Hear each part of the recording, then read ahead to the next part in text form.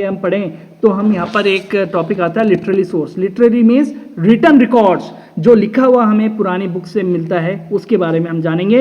Literary source is one of the distinct features of the medieval period. अब यहाँ पर देखो मीडिवल पीरियड का टर्म आ रहा है। What is this medieval period? It is the period from 700 BC to 1400 BC। जो 700 साल का जो पीरियड है उसको हम मीडिवल पीरियड के नाम से जानते हैं, which increase noticeably during this period. Earlier written work has done on palm leaves and birch bark.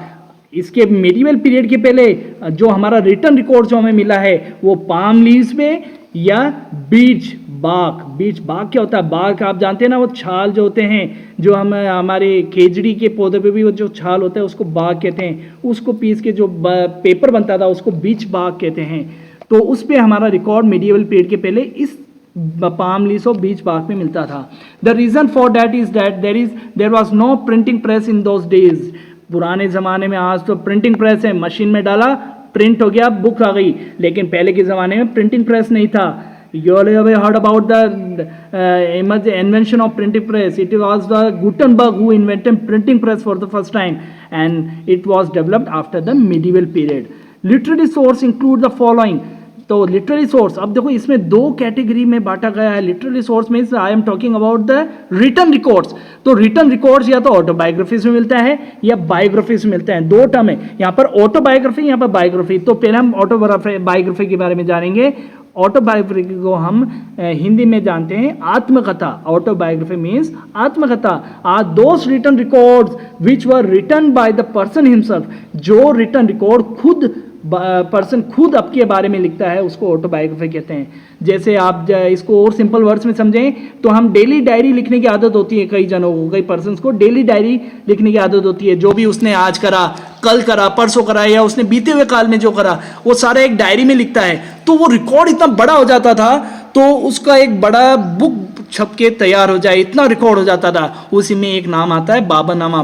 Babar को भी, it's the first ruler of the Mughal dynasty, उसको भी, बाबर को भी आदत थी कि वो डेली जो भी इंसिडेंट होता था उसकी लाइफ में, जो उसने रूल या फरमान जो भी, वो सारा एक लिखता था। तो वो रिकॉर्ड इतना बड़ा हो गया तो उसमें एक बुक छप के तैयार हो गई, उसका नाम पड़ा Baburnama. It is a part of autobiography. फिर Jahangirnama, it is another ruler from Mughal dynasty, उसको भी स्कूल मतलब डायरी लिखने की आदत थी, तो वो भी उसने ऑटोबायोग्राफी अपने ऊपर खुद बुक लिखी। In other words autobiography means daily diary which were written by the present day man. Second है biography. The word biography means jeevani, जो पर्सन खुद अपनी दूसरे के बारे में लिखता है। बायोग्राफी मीन्स जीवनी, जो दूसरों के बारे में लिखी जाती है। आर दोस वर्क और written records of persons which were written by other. जैसे मुझे महाराणा प्रताप के बारे में कुछ लिखना है तो मैं किसकी जीवनी लिख रहा हूँ?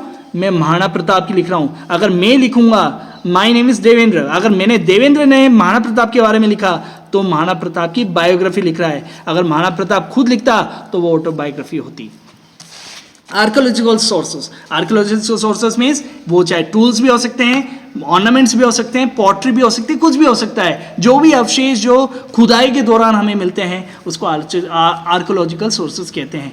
Archaeology is a specialised science dealing with the material remains of post civilisation. पुरानी सभ्यता का जो खुदाई के दौरान जो पुरानी चीज़ें निकलती हैं उसको आर्कोलॉजिकल डिपार्टमेंट ही खोजता है। Sources of archaeology include the remains of buildings, pottery, weapons, ornaments and other antiquities which are of immense value in the reconstruction of the social culture and political history of medieval period। अगर हमें medieval period के बारे में संस्कृति को जानना है या उस समय राजनीतिक कैसी थी, राजनीतिक स्थिति कैसी थी, तो हम उसके बिल्डिंग्स जो खुदाई के दौरान जो वेपन्स वो सब मिले हैं उससे हम जान सकते हैं। अब बात करते हैं भाई ओल्ड एंड न्यू रिलीजन्स, कौन कौन से रिलीजन्स हमारे इंडिया में आए एंशियंट पास्ट में। अगर हम बात करें पहला रिलीजन जो इंडिया में है, जो शुरू से है, 1000 years of history left its impact on religion, religious traditions. The changes introduced in the Hindu religion were the worship of new deities. Hindu religion में भी बहुत सारे चेंजेस आए। Deities, the word deities means devi devta, अलग अलग लोक देवता होते हैं, अलग अलग एरिया के अलग अलग देवता होते हैं, that is the deities. Construction of magnificent temples, yes, India is a land of magnificent temples. The best example of temples is Konark, the Sun Temple, Meenakshi Temple, Tirumala temple, so, and then the Golden Temple. These are all part of medieval period architecture and increase in the importance of Brahmins or priests and their knowledge of Sanskrit. अब पता है कि जितने भी record पुराने मिले हैं वो संस्कृत में मिले हैं और संस्कृत का जो नॉलेज रखते थे वो ब्राह्मण्स रखते थे, तो सारे रिकॉर्ड ब्राह्मण से मिलाए हैं. Merchants and migrants brought the teachings of Islam to India in the 7th century. अब मर्चेंट्स का मतलब होता है व्यापारी, माइग्रेंट्स का मतलब होता है जो एक जगह से दूसरी जगह जो जाते हैं उसको माइग्रेंट्स पीपल कहते हैं, चाहे वो बिजनेस के लिए हो या अपने ऑक्यूपेशन के लिए हो. और यहाँ पर एक और बात सामने आती है कि इस्लाम इंडिया में कब आया. It was in the 7th century.